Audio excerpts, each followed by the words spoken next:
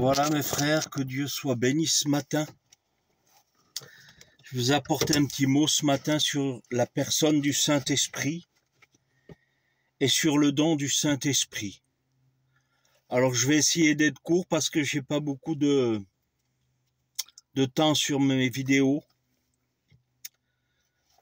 Mais le Seigneur va nous bénir ensemble ce matin. Gloire à Jésus-Christ. Le Saint-Esprit, troisième personne de la divinité. Le Saint-Esprit est Dieu. Quel bonheur pour nous chrétiens d'avoir le Saint-Esprit dans nos vies. Quand on a accepté Jésus-Christ comme sauveur et maître, Jésus et le Saint-Esprit ont pris leur place en nous. Et aujourd'hui, nous qui avons accepté le Seigneur, nous avons le Saint-Esprit, la personne du Saint-Esprit qui vit en nous. Le Saint-Esprit nous conduit dans toute la vérité. Le Saint-Esprit rend témoignage à notre esprit que nous sommes des enfants de Dieu. La personne du Saint-Esprit, alléluia. J'ai marqué ça, le Saint-Esprit n'est pas une puissance ni un fluide, mais une personne. Dans Jean 14, il nous est dit du Saint-Esprit qu'il demeure. Dans Jean 14, 26, le Saint-Esprit enseigne. Dans Jean 15, il témoigne, il convainc, il conduit, il entend, il annonce. Dans Jean 14, il nous est dit qu'il glorifie. Acte 8 nous dit que le Saint-Esprit ordonne. Dans Acte 13, il envoie. Dans Acte 16, il empêche. Dans Acte 20, le Saint-Esprit avertit. Dans Romains 8, il aide, il intercède. Dans Romains 8, 27, il pense. Dans 1 Corinthiens 2, il sonde tout. 1 Corinthiens 12, il opère et distribue. Dans 1 Corinthiens 12, 11, il possède une volonté. Voilà mes frères, la personne du Saint-Esprit qui vit en nous.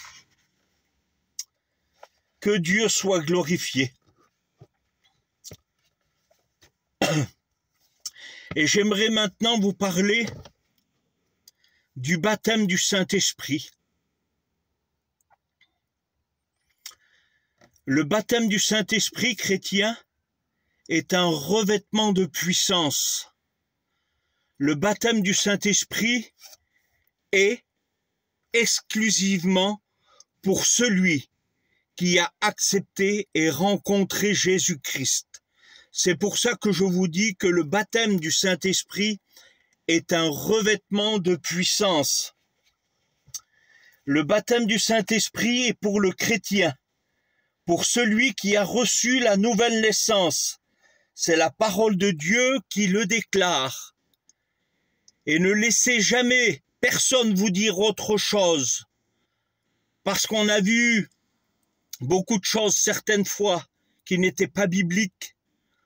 On a vu déjà des personnes qui imposaient les mains à des non-convertis pour qu'ils reçoivent le baptême du Saint-Esprit, le parler en langue. Et ça, c'est pas biblique. À quoi servirait-il à un non-converti de parler en langue?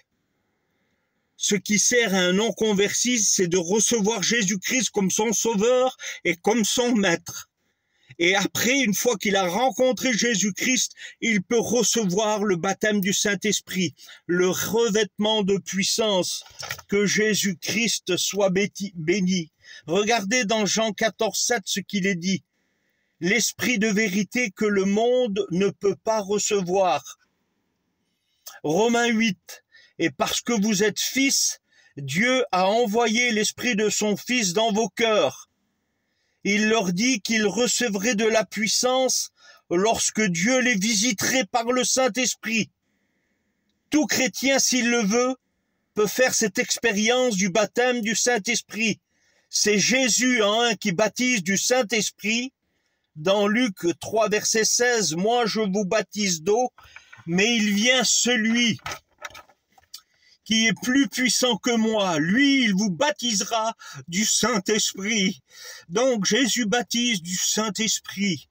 Et le Saint-Esprit, lui, il distribue les dons. Vous le retrouverez dans 1 Corinthiens 12, verset 15. Et on va voir, vite fait, que c'est les chrétiens qui reçoivent le baptême du Saint-Esprit. Alléluia. Acte 5, le Saint-Esprit est donné par Dieu à ceux qui lui obéissent. Donc, il enseigne au peuple 3 grandes vérités dans Acte 2. On va le lire ensemble, je l'ai marqué ici. Que Dieu soit béni. Vous le retrouvez dans Acte 2, verset 38. Repentez-vous et soyez baptisés. Le peuple pose une question à l'apôtre Pierre. Que devons-nous faire pour recevoir le même don que vous? Repentez-vous, soyez baptisés et vous recevrez le don du Saint-Esprit. Alléluia. Donc avant, il y a la repentance, on reçoit Jésus et ensuite, si on recherche, on est baptisé du baptême du Saint-Esprit. Que Dieu soit glorifié. Si quelqu'un a soif, qu'il vienne et qu'il boive.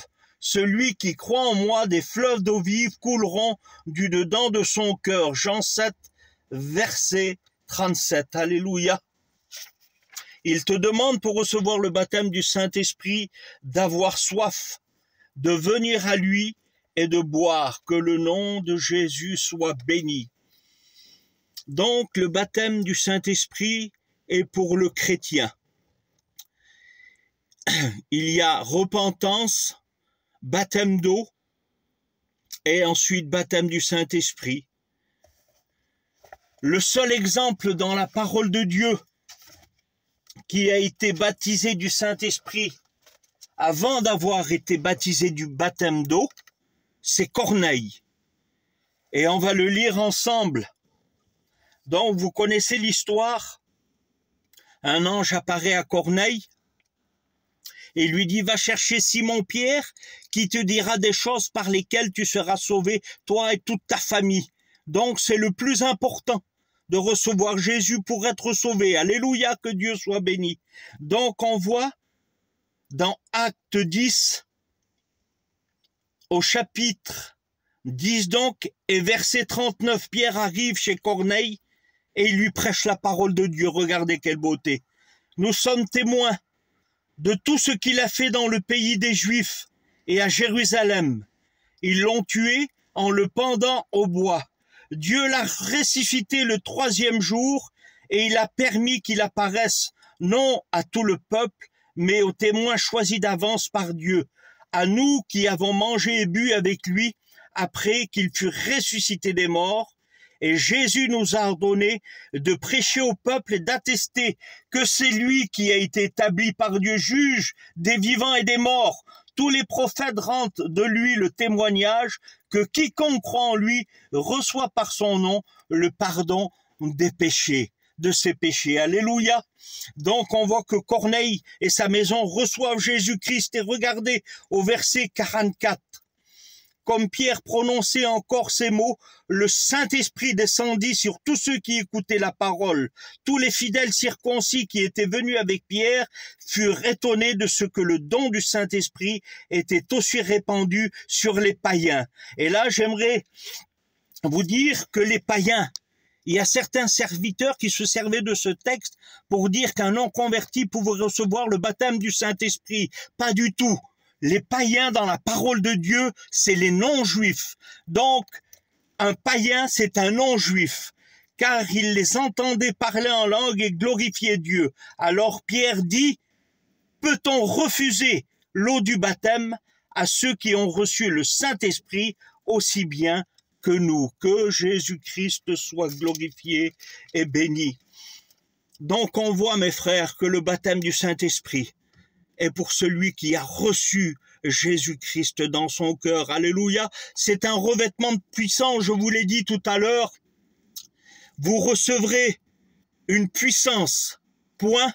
le Saint-Esprit viendra sur vous, que le nom de Jésus soit glorifié. Et on voit l'apôtre Saint-Pierre, avant de recevoir le baptême du Saint-Esprit,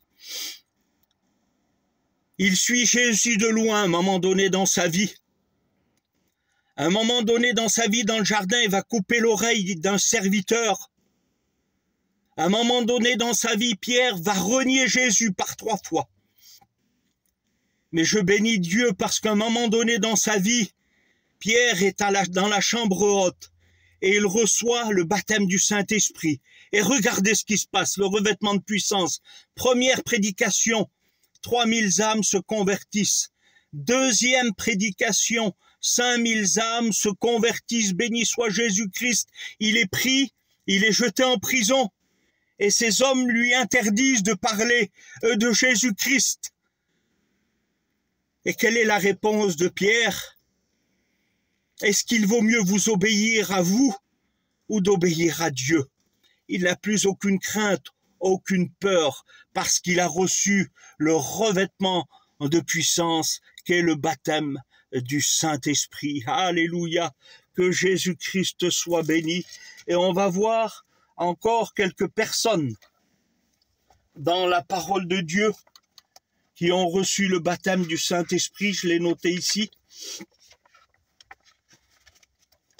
Que Dieu soit glorifié et béni pour sa parole.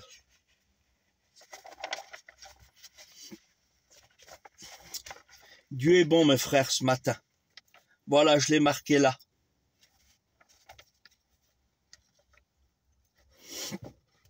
Regardez ce qui se passe.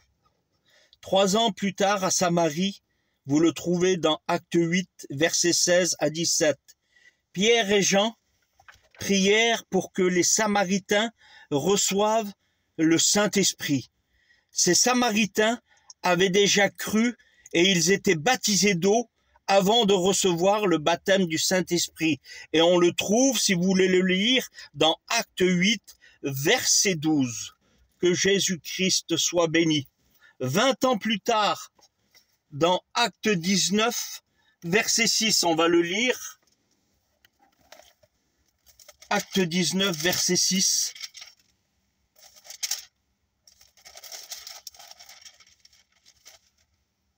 Regardez ce qui se passe.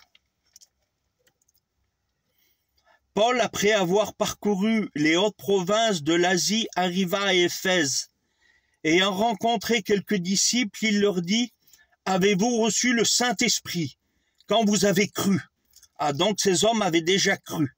Ils lui répondirent, « Nous n'avons pas même entendu dire qu'il y ait un Saint-Esprit. » Il dit, « De quel baptême avez-vous donc été baptisés ?»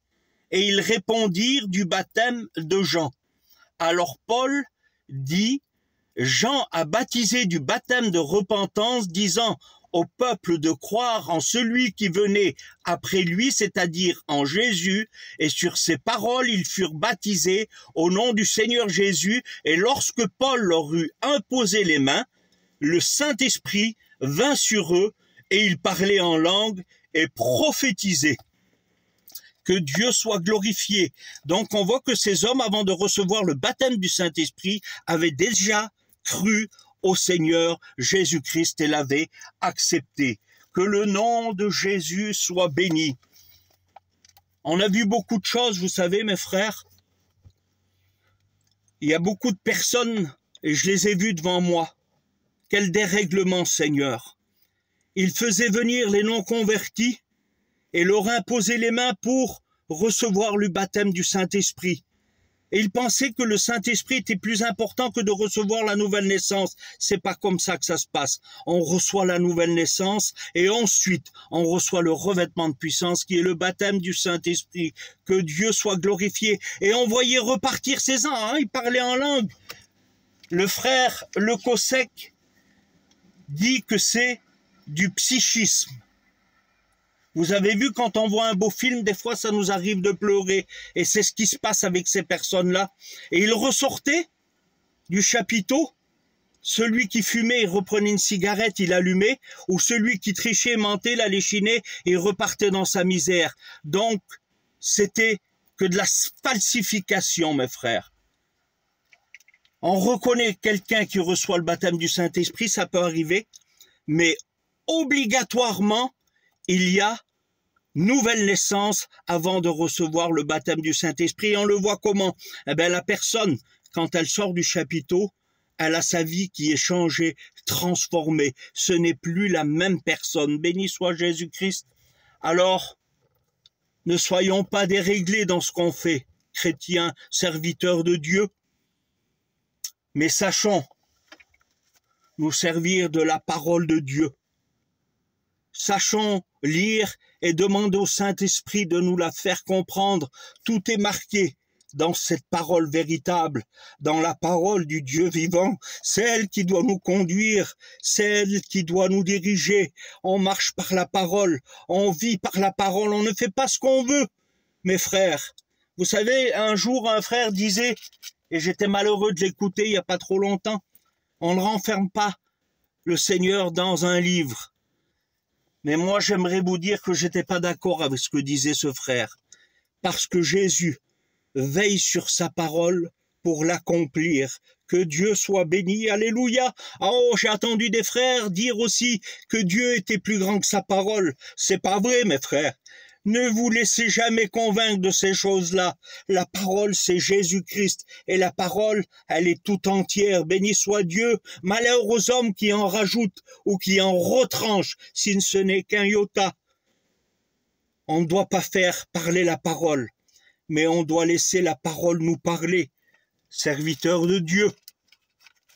Un non-converti ne peut pas recevoir le baptême du Saint-Esprit s'il n'a pas reçu la nouvelle naissance avant dans son cœur, et ensuite vient le baptême du Saint-Esprit. Donc le baptême du Saint-Esprit est pour le chrétien, pour recevoir de la puissance et de la force.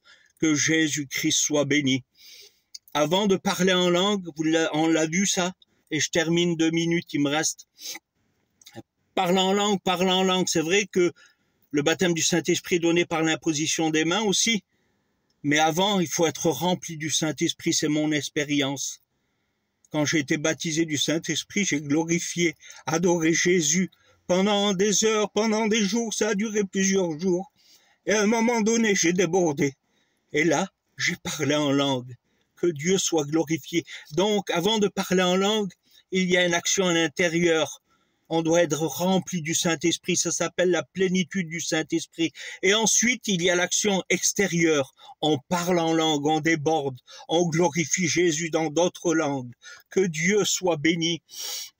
Et je termine avec ça, mes frères, le don de discernement. J'ai écouté des personnes témoigner et dire des fois que les serviteurs avaient révélé leur vie en ayant le don de discernement. Et faites attention à ça, mes frères. Le don de discernement, c'est pas ça. Le don de discernement des esprits. À un moment donné, on voit l'apôtre Paul. Il chasse un esprit de python. Cette femme, elle marche au-devant des hommes de Dieu et le démon se cache. Il est malin, vous avez vu? Oh, ça, ce sont des saints hommes de Dieu. Ah, elle les flattait, elle se cachait, il se cachait le démon. Oui, mais l'apôtre Paul avait le don de discernement des esprits. Et qu'est-ce qu'il fait? Directement, il chasse le démon avec autorité de cette personne-là. Voilà, donc, faisons attention à ce qui se passe dans nos églises, à ce que disent nos frères chrétiens, serviteurs. Le don de discernement, c'est de voir si la personne a un esprit mauvais ou pas. Que Dieu soit glorifié. Voilà, j'espère que j'ai été clair dans ce que je vous ai apporté. Je bénis Dieu et on prie le Seigneur. Merci Jésus. Merci pour cette parole vivante et vraie. Merci parce que c'est ta parole qui nous guide, qui nous éclaire. C'est le Saint-Esprit qui nous conduit dans la vérité. C'est le Saint-Esprit qui rend témoignage à notre esprit que nous sommes tes enfants. Merci pour tout, Jésus-Christ. Merci pour tout, Jésus-Christ. Merci pour ta parole, pour ta présence. Bénis les cœurs, bénis les vies, que l'on puisse garder ta parole, la serrer contre notre cœur, pour ne pas pécher contre elle. Que ton nom soit glorifié et béni. Que Dieu vous bénisse à chacun, mes frères.